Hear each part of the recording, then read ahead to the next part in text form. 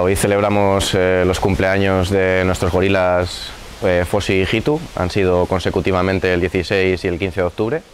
Y bueno, este tipo de eventos pues, nos da la oportunidad de poder preparar ese día algo especial para ellos, un enriquecimiento ambiental enfocado un poco a celebrar su cumpleaños. Nos da la oportunidad de incluirles cosas que les gustan mucho, que habitualmente no van en su dieta de forma normal por la cantidad de azúcar que puedan tener, como piezas de frutas concretas que les gustan mucho, como fresas, plátano, y aprovechamos para todo esto montarlo en diferentes tipos de enriquecimiento que les sirve a ellos para poder desarrollar actividades que desarrollarían en la naturaleza. Estos animales, como todos los simios, son muy habilidosos, tienen buena práctica utilizando herramientas, entonces les ponemos enriquecimientos como fruta clavadas en brochetas para que ellos se entretengan en quitar la frutita una a una y ese tipo de cosas.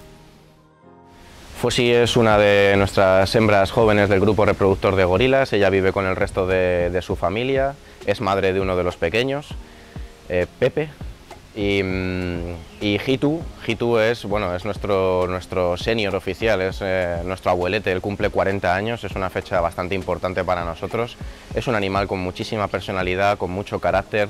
Es un encanto, las cosas como son. Es un animal que nos hace la vida a nosotros súper sencillo. Con él trabajar es maravilloso, y para el departamento de primates en general es una fecha importante porque es un animal al que queremos mucho, al que respetamos muchísimo y del que aprendemos muchísimo todos los días.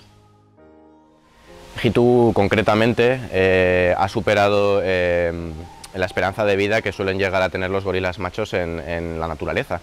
En entornos controlados nosotros les quitamos de problemas que pueden tener en entornos naturales como depredación, enfermedades, entonces la esperanza de vida de estos animales siempre aumenta.